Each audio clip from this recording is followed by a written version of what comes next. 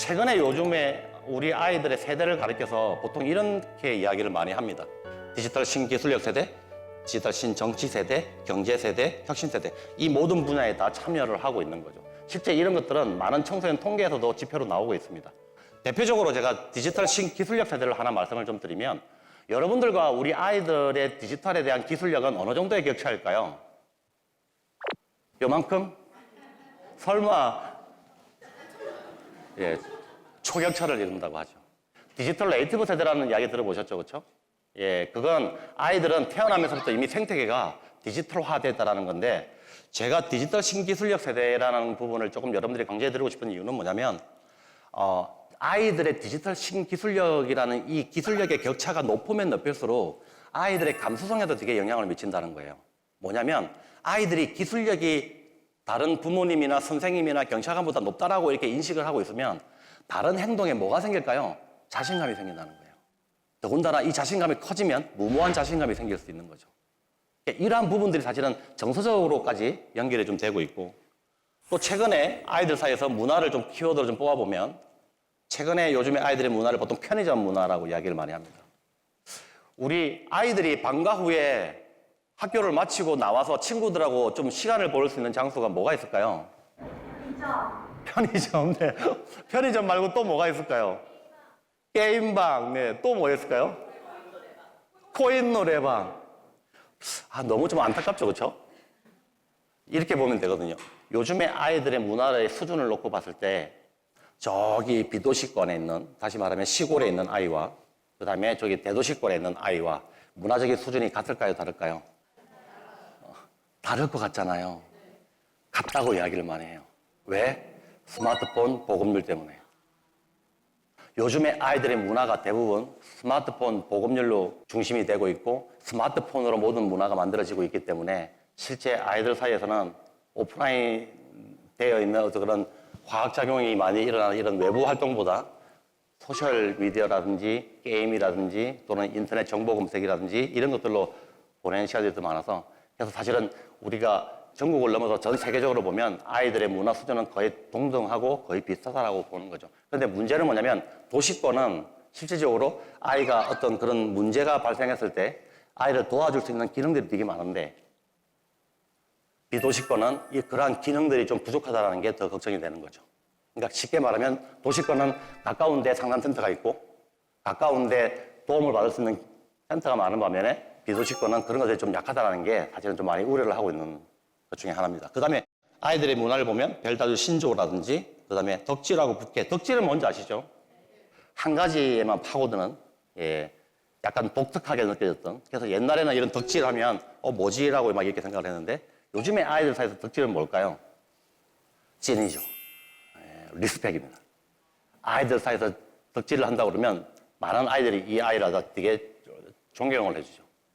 근데 이렇게 덕질을 하고 있는 아이들을 모아가지고 제가 연구를 해보니까, 이러한 덕질을 하고 있는 아이들이 자기가 잘하고 있는 이러한 그 기술 또는 관심 분야, 이걸 가지고 나중에 돈을 벌 수 있다고 생각을 한다는 겁니다. 우리가 예전에 그런 기억나시죠? AI 시대가 되고 메타버스 시대가 되고 디지털화 시대가 되면 직업이 많이 사라질 것이다. 근데 도대체 어떤 직업이 나올 건지는 많은 분들이 이야기하진 않았거든요. 다시 말하면 앞으로의 우리 아이들에게 세계는 직업이 개별화될 가능성이 되게 높다. 사실은 제가 여기서 여러분들에게 조금 강조하고 싶은 것 중에 하나가 쇼다케 문화입니다. 쇼다케 무슨 뜻인지 아시겠죠? 짧지만 확실한 행복이죠. 예전에 우리 사회에서 바람이 일었던 문화가 하나 있었죠. 그렇죠? 소확행.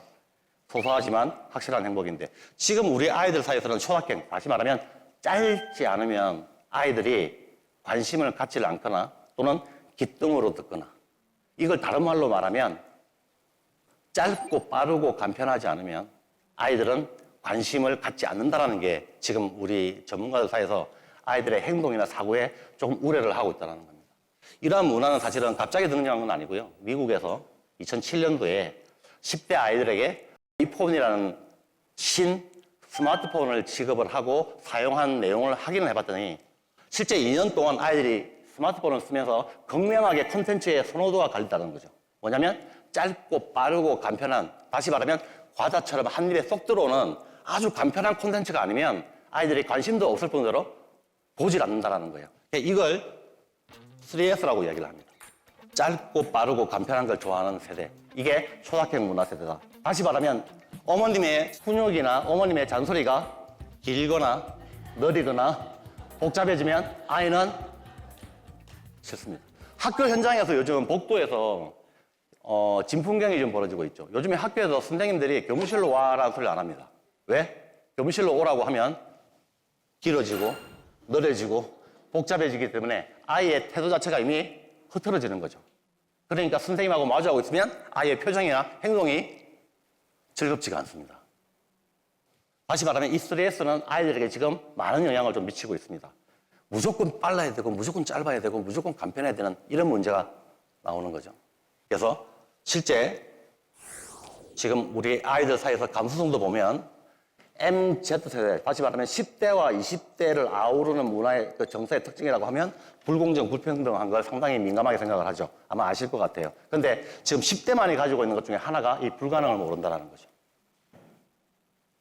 예전에 부모님에게 아이가 어떤 굿즈를 사기 위해서 아니면 뭔가 물건을 사기 위해서 엄마한테 용돈을 좀 올려달라든지 아니면 엄마 저거 사줘라고 하면 엄마가 이번 달에는 형편이 좀 녹록지 않기 때문에 다음에 사줄게 라고 하면 예전에 우리 때는 어땠냐면 힝 하고 그냥 자기 방에 들어갔죠. 근데 요즘에는 아이들이 엄마 그래? 이번 달에 힘들어? 그러면 어떻게 합니까? 힝 하고 들어가는 게 아니라 자기 방에 들어가서 물건을 뒤지죠. 물건을 뒤져서 당근에서 뭘 팔지를 찾습니다. 예. 당근 소비 경제에서 지금 아이들의 거래가 상당히 많이 이루어지고 있는 거. 이러한 것들은 사실 아이들이 여기에서 끝나지 않는다는 거예요. 어떻게 해서든 아이들은 여기에 대해서 가능할 수 있도록 만드는 거죠. 학교 현장이 조금 많이 곤욕스러운 경우가 있어요.